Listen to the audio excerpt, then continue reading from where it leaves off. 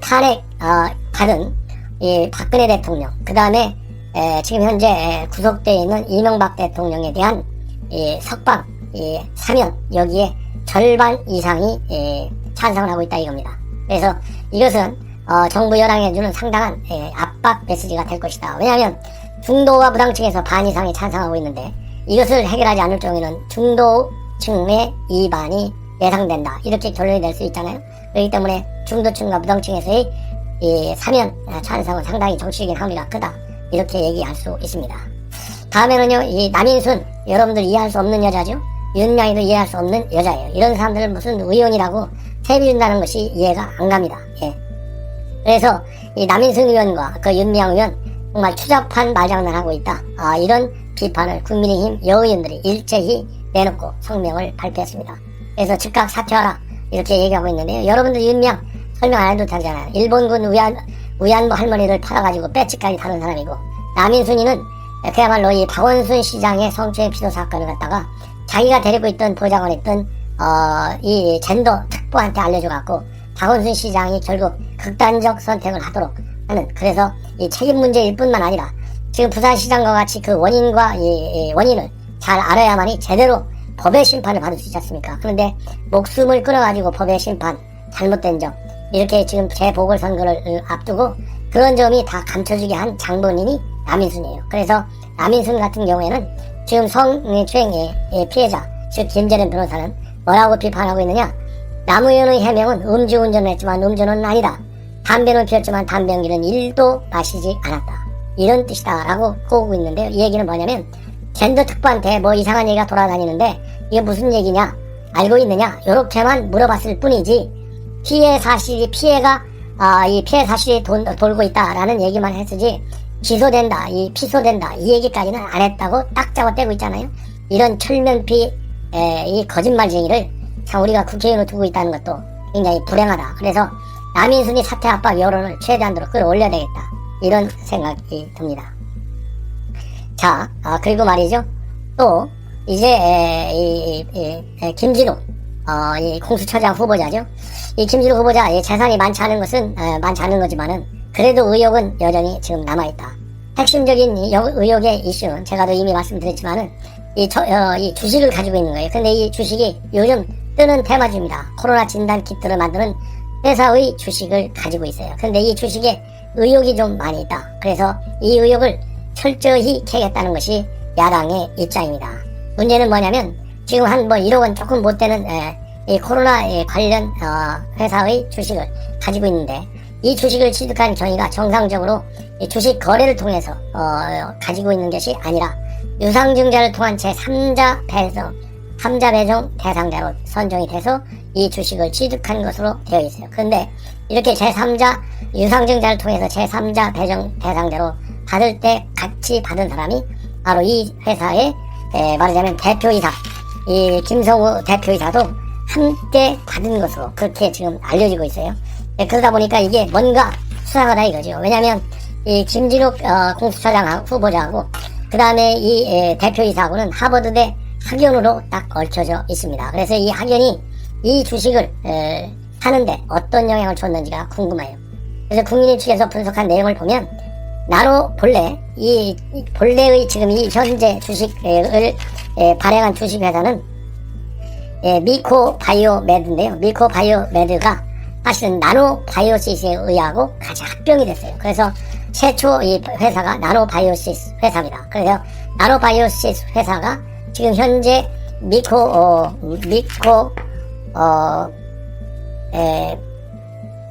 바이오메드 회사의 대표이사하고 같은 사람이에요.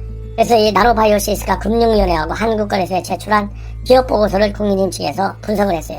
분석을 해보니까 이 김진욱 후보자가 2017년도 3월달에 유상증자 당시에 주당 8,300만원에 5,813주를 샀어요. 근데 그때 샀을 때는 제3자 배정 방식으로 샀다고 합니다. 그래서 그때 살 때 앞에서 말씀드린 대로 이 회사 대표 이사하고 같이 8명이 샀어요. 근데 그때 살 때 2017년도 1월에서 3월 이 주식 시세는 얼마였냐면 9,000원에서 13,000원 정도 했다고 합니다. 그래서 이 김진욱 후보자가 시장가보다도 훨씬 낮은 가격으로 취득을 한 것이 맞다, 이렇게 돼 있어요. 그런데 그 당시 배정받은 주식 총액은 당시 시가로는 총 4,824만 원이었는데 현재 시가로는 9,385만 원, 약 2배 가까이 자산 가치가 증가했다, 이렇게 알려지고 있고요. 그리고 같은 해 2017년 8월에는 나노바이오시스가 미코바이오메드와 합병 사실을 공시하고 3개월 뒤에 실제로 합병이 이루어졌어요. 그래서 미코바이오메드는 최근에 코로나19 진단키트 제작업체로 유명해진 회사로 알려져 있습니다. 그래서 이 나노바이오시스하고 미코바이오메드에서도 대표이사를 맡고 있는 이 김성우 씨가 이 김진욱 후보자하고 하버드의 학연으로 얽혀 있다는 점에 대해서 국민의힘은 상당히 의혹을 많이 갖고 이 주식 취득 경위 이런 것을 철저하게 파헤치겠다, 그렇게 알려지고 있는데요. 참고로 김진욱 후보자의 경우에는 하버드대 로스쿨을 나왔어요. 2001년부터 2002년까지 나왔고, 그리고 이 김성우 이 대표이사는 95년에서 2006년까지 메디컬 스쿨에서 하버드 대학 연구 교수로 일을 했습니다. 그래서 두 사람이 겹치는 동안 같이 하버드 대학에서 있었던 거예요. 그래서 이윤환웅 의원의 주장에 의하면 김 후보자의 주식 취득 과정에 이 대표이사가 연루되어 있는지 취득 경위를 철저히 검증하겠다, 이렇게 얘기하고 있는데, 왜 그러냐면 제3증자라고 하는 것은 특수관계자에게 지분 참여 기회를 줄 때 이용하는 방식이 제3유상증자라고 합니다. 그래서 일반적으로 우리가 증권회사 가가지고 거래를 주식해서 그 거래를 통해서 주식 취득하는 절차하고 제3자 유상증자하고는 완전히 차원이 다르다는 것이죠. 그래서 여기에서 특혜성, 말하자면 주식 이 매매가 이루어진 것이 아니냐, 이런 의혹이 남아있다, 이렇게 말씀을 드립니다. 그리고요, 지금 현재 원전 수사, 여러분들 잘 아시다시피 박범계가 들었으면, 아니면 박범계 아니고 추미애가 만약 살아있었으면 원전 수사팀을 공중분해할 것이다. 왜냐하면 추미애가 작년 내내 한 인사 4차례 전부 중요 살아있는 권력에 대한 수사 전부 공중분해시켰잖아요. 그런 것처럼 이번 원전 수사도 사실상 가장 대표적인 살아있는 권력에 대한 수사이기 때문에 공중분해할 것이다 라는 전망들이 많았어요. 그런데 지금 현재 대전지검에서 대대적으로 지금 수사를 하고 있잖아요. 한손 고위 간부 2명에 대한 부사장과 본부장, 그래서 한전 수사를 통해서는 경제 조작 평가가 어떻게 됐는지 지금 수사를 지금 하고 있습니다. 그리고 어떻게 해서 이 보고서가 청와대까지 올라갔는지, 그리고 어떻게 해서 증거 인멸을 했는지, 즉 삭제 조치를 했는지 파일을. 근데 이 파일 3천여 개를 전부 검찰에 다 복구하는데 성공했어요. 복구가 아니라 찾아내는데 성공했어요. 그리고 일부 또 복구도 했고. 왜냐하면 산자부에서 이 파일을 일부는 삭제했지만 삭제한 이 파일, 그야말로 원전 관련 여러 서류를 또 나중에 볼 수도 있잖아요. 그렇기 때문에 다른 사무실 직원한테 옮겨놨던 것을 검찰이 압수수색하면서 전부 다 찾아냈어요.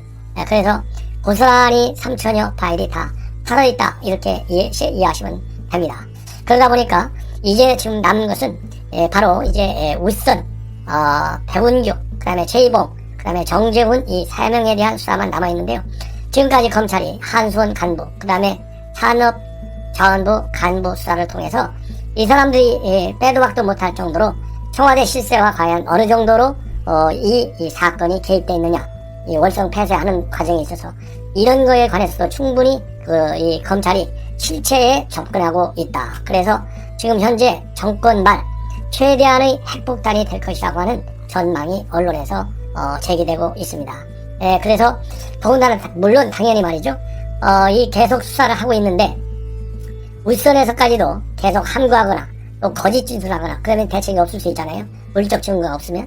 그런데 지금 검찰에서는 3천여 개의 파일을 전부 다 입수해서 가지고 있기 때문에 이런 물적 증거를 통해서 추궁하면 이 사람들이 부인하거나 또는 진술을 거부한다 하더라도 움직일 수 없는 증거를 가지고 수사에 진전을 할 수 있고, 그럴 경우에는 설령 공수처에서 이 사건을 뺏어간다 하더라도 얼마든지 유죄를 입증할 수 있는 자료는 가지고 있는 것이다. 그렇다 본다면 청와대에서는 어떻게 해서든지 이것을 막으려고 많은 노력을 할 것이다. 그래서 지금 일부 언론 보도를 보면 이 신현수 민정수석과 그 다음에 검찰총장과의 관계가 굉장히 그야말로 호용호재할 정도로 친근한 사이이기 때문에 그렇게 추미애와 윤석열 총장처럼 끈끈이 부딪히면서 소리를 내지는 않을 것이다. 이렇게 비교적 순탄하게 시작할 것이다. 이런 전망들을 내놓고 있어요.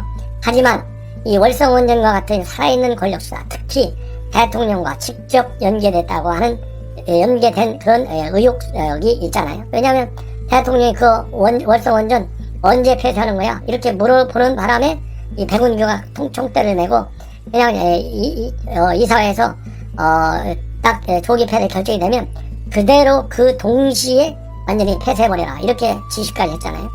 그러다 보니까 이 대통령의 직접적인 개입 여부, 역할 여부 이런 것도 수사선상에 올라갈 수밖에 없어요. 그래서 지금 청와대에서는 굉장히 긴장하고 있다 이런 것 아니겠습니까? 그렇지만 어떻든지 간에 그래서 이 월성 원전 수사를 두고 사실상 이제 조용하게 출발할 수 있는 신현수 민정수석과 윤석열 총장과의 관계가 원전 수사 때문에 그 좋은 관계가 종착점을 맞이할 수도 있다라고 하는 우려와 전망들이 법조계에서 제기되고 있다고 합니다.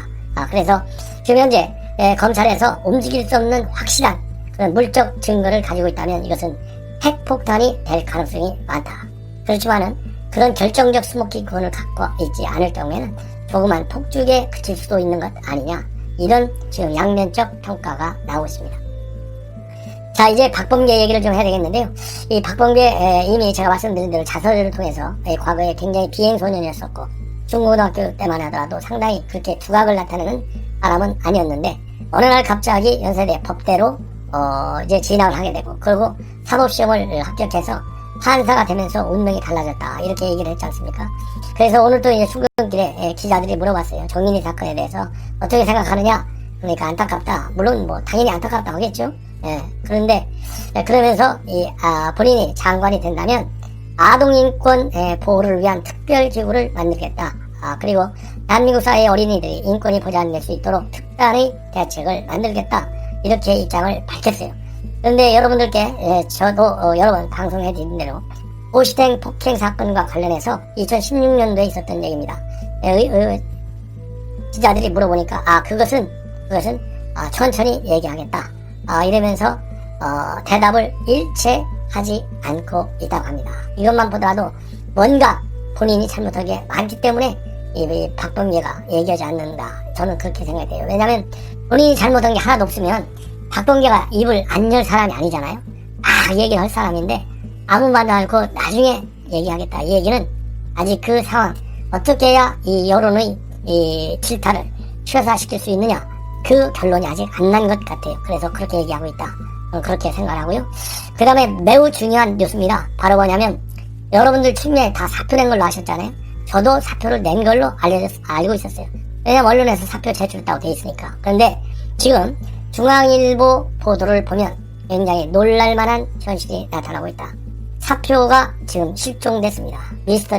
사표 미스터리 사건이 터졌어요. 그래서 결론을 얘기하면 청와대에서는 이거 뭐 사표 이미 다 수리된 거나 마찬가지가 아니겠느냐. 후임까지 임명이 됐는데 이렇게까지는 얘기했는데 사표가 수리된 거 맞냐 딱 띄워서 물어보면 대답을 못해요.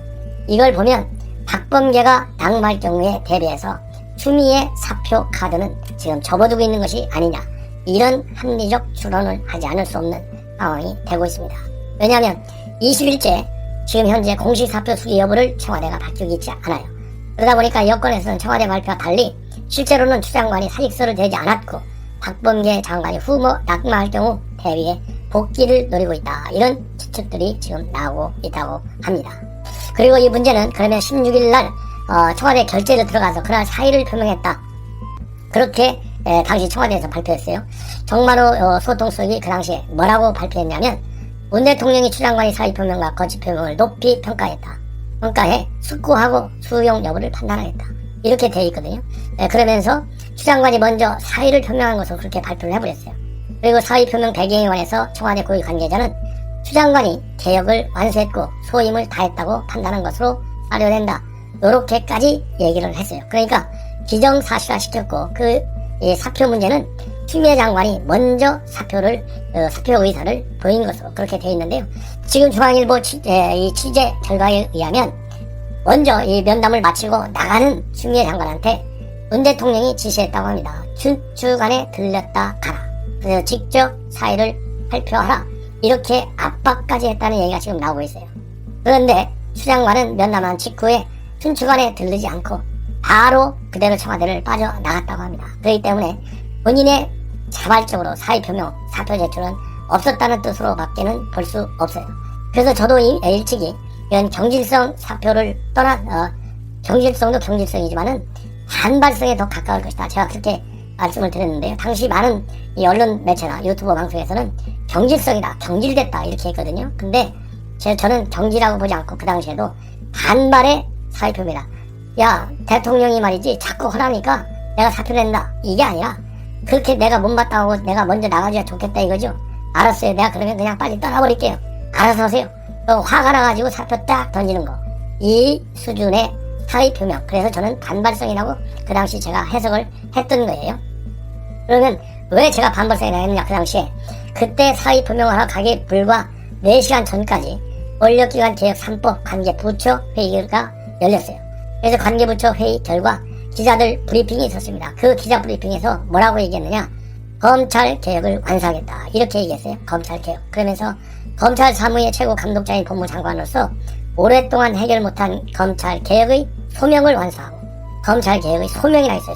소명을 완수하고, 검찰이 국민에게 신뢰받는 공정한 기관으로 거듭날 수 있도록 최선을 다할 것을 약속드린다 이렇게 얘기했어요. 그러니까 개혁을 완수하겠다 1번, 두 번째 신뢰받는 공공기관으로 거듭나겠다 2번, 3번 최선을 다하겠다 이렇게까지 얘기한 거예요. 이렇게까지 얘기했는데 4시간 후에 사표 낸다? 이게 말이나 됩니까? 이건 말이 안 되잖아요.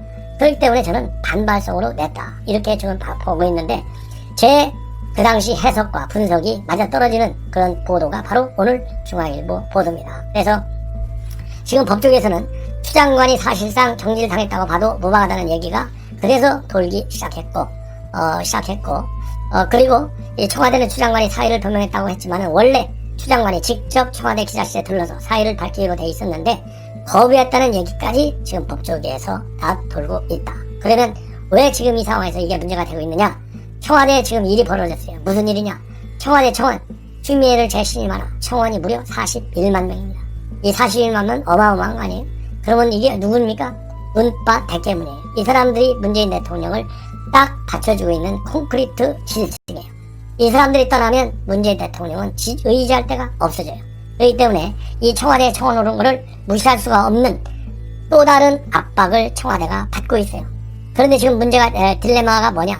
지금 추미애 장관이 이 사건 이후에 최근에 공부부진 사건 때문에 언론로부터 여론으로부터 많은 사퇴 압박을 받고 있잖아요. 그런데 사퇴 압박을 받고 있기 때문에 차라리 그 당시에 사표를 딱 정리해버리고 나왔어야 되지 않느냐, 이런 또 후회하는 면도 있다고 합니다.